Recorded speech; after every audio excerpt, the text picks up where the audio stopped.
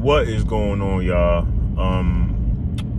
I haven't done one of these car ride videos in a minute, man. Life has been kind of crazy, but I hope you guys are doing well. I wanted to get on here real fast because there's been a lot of stuff on my timeline regarding Kwame Brown and what he said about Lebron James and all that type of stuff. And I wanted to hear it for myself because it's very easy to dismiss Kwame Brown. We all know who he is, #1 pick, 01 draft, was a bust, all that type of stuff.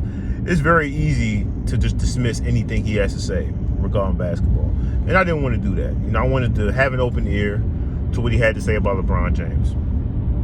And though I disagree with a lot of what he said, there was some truth in what he was saying regarding LeBron James' inability or his maybe unwillingness to not have a go-to move or have a spot within the mid-range where he can just operate from, right? He's never had that. He's never developed that. He's never been a great mid-range shooter. I think that's what honestly makes him more impressive, is because he's never had certain spots on the floor where he can operate from and be successful for the majority of his career. His game has changed so much to the point where when he first came in, he was just playing basketball. And he was a slasher. He was a guy, his jump shot was a bit off balance, so it was very inconsistent, but he could get to the rim like no other. And then as he grew into his game, there were certain things he would do, like for instance, being able to operate on either wing, being able to operate from either slot, to be able to drive to the basketball, to be able to drive to the rim and get and finish over the defense, things of that nature. I think the closest thing to a go-to move he probably has is probably his three, where he kind of looks at the ball, spins in and shoots the three, and then also the bump into the fade in the mid-range. So if he's on either block and he's shooting and he has a smaller guy on him, he'll bump him, fade away, and every time I've seen it, it's typically good. But that's something he's developed recently, right? So I do agree with Kwame Brown in comparison to other guys, like in comparison to Kobe or Jordan or guys that he's put up there with. I agree that he doesn't really have one go-to move. But the reason why he's been able to be so successful without having one go-to move is because of the fact, and this is what Kwame Brown asked, where's your spot, right? Where's your spot where when you get to that spot, it's over. Like, nobody can stop you. His spot is the paint. His spot is the rim. His spot really isn't a spot, it's an area on the court, right? So it's not necessarily one spot, it's more so an area on the court. We've seen all the advanced metrics. LeBron James has scored most of his points from 4 to 5 feet inward, right?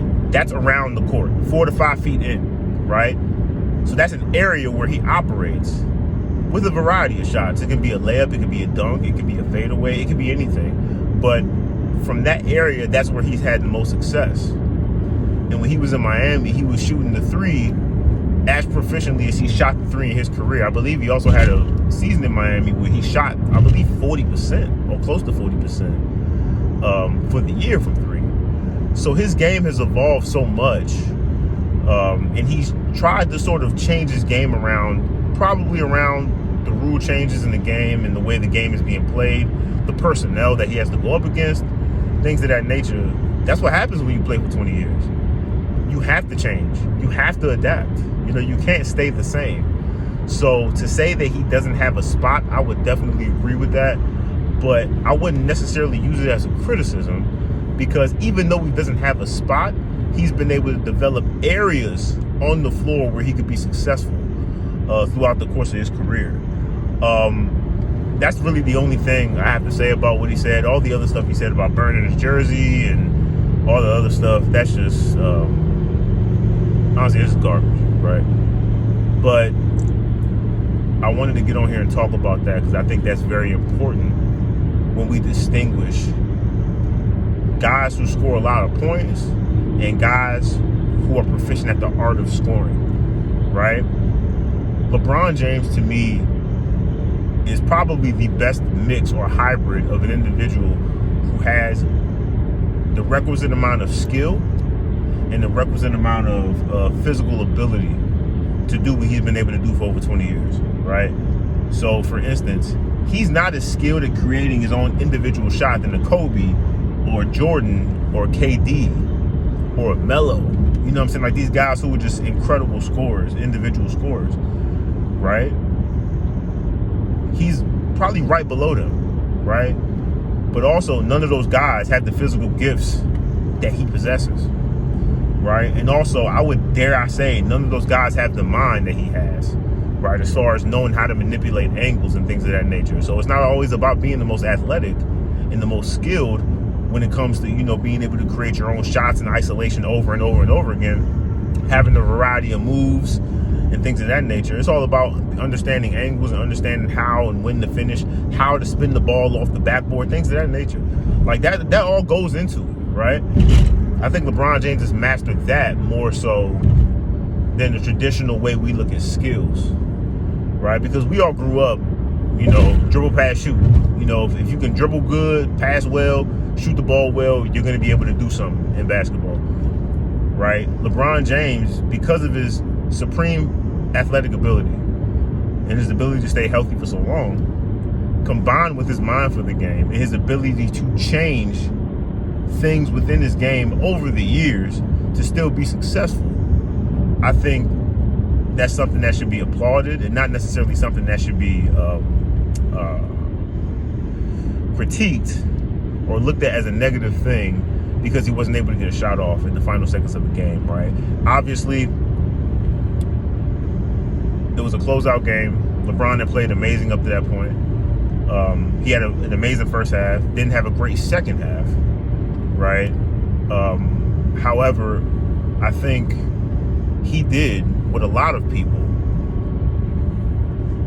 in, you know, big box media, you know, national media have always clamored for him to do. Drive to the basket. Because that's his greatest strength. Drive to the basket. When the whole theme of that game, the reason why they were up 15 at the half is because LeBron James was operating out of the post. And he was driving to the basket. He was putting his head down, he was driving to the basket.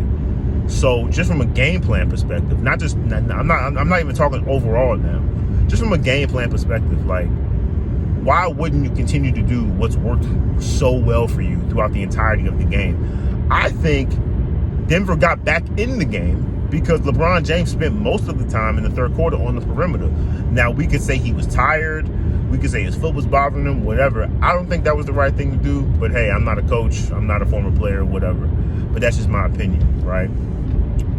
But I say that to say, why would he go against something that was working so well for him that it put the Lakers in a position to extend the series when the game is on the line, right? Like, if I'm the coach, if I'm Coach Ham, I'm drawing up a play, I'm like, listen, try to get to your left hand, because we know he loves finishing with his left hand, and try to go up. And credit to Jamal Murray and Aaron Gordon. They doubled him, they wrapped him up, and the game was over.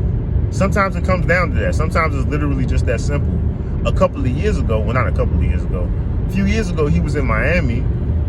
They played Indiana game 1, I believe, of the East Finals. Same play. Carter off the inbound, drove left-hand layup, boom, there you go. He's the hero. And nobody was criticizing for not having spots then, right? It's the same play. The exact same play. He called it on the inbound, tried to drive left. He was trying to get a left-hand finish. He wasn't able to get it. He got tired about Jamal Murray, who played amazing defense for the final possession. And sometimes that's what it comes down to, you know? But when he did it in Miami, when they won the game on the exact same play, nobody was crying and complaining about he doesn't have spots, right? So I think the selective outrage from people like Kwame Brown and other individuals is really misplaced, right? Because of what we've been raised on, what clutch is, what skill is, what grade is, things of that nature. And we look at MJ and Kobe, and LeBron doesn't fit that mold from a stylistic perspective. We look at it and say, okay, it's got to be fool's gold.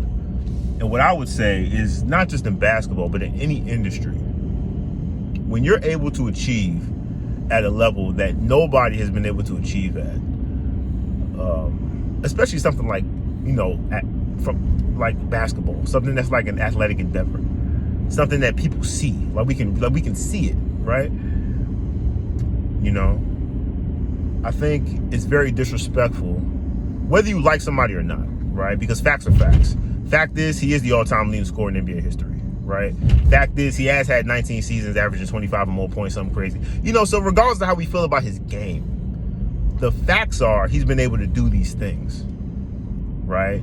And nobody will be able to convince me that he was just able to do a lot of these things because he was bigger and stronger than everybody else. There's been a lot of guys that have been bigger and stronger than everybody else. Shaq was bigger and stronger than everybody else for a good amount of his career. And his athletic peak, as far as individual peak and winning, was 3 to 4 years. And after that, his knees were shot, he was hurt, he was beat up, and he became a journeyman. We don't see individuals do what this man has been able to do for 20 years from an individual perspective, and also use it to affect the team in a positive way, like he's done, and call it fool's gold and say it's fake and say it's not real. Like, you're literally fighting reality at that point. Like, you're fighting against something that's recorded, something that has been proven, something that will probably continue to be proven if he continues to play. So, really, to Kwame Brown, hope you're doing well, my brother. To everybody else, hope you guys are doing well. I just wanted to give my 2 cents. I know this video is kind of long, but I had a little bit of time, and I thought I'd share my opinion, share my thoughts. So, y'all want to cook me? Y'all want to say I'm a LeBron defender or whatever? Go ahead. I don't really care. Don't matter to me. I'm a fan of good basketball, so great basketball. So there you go. Hope you guys have a wonderful day. Oh, and also remember, before I forget, NBA Twitter. And remember, I told you this first. NBA Twitter will forever hate context. Y'all take it easy.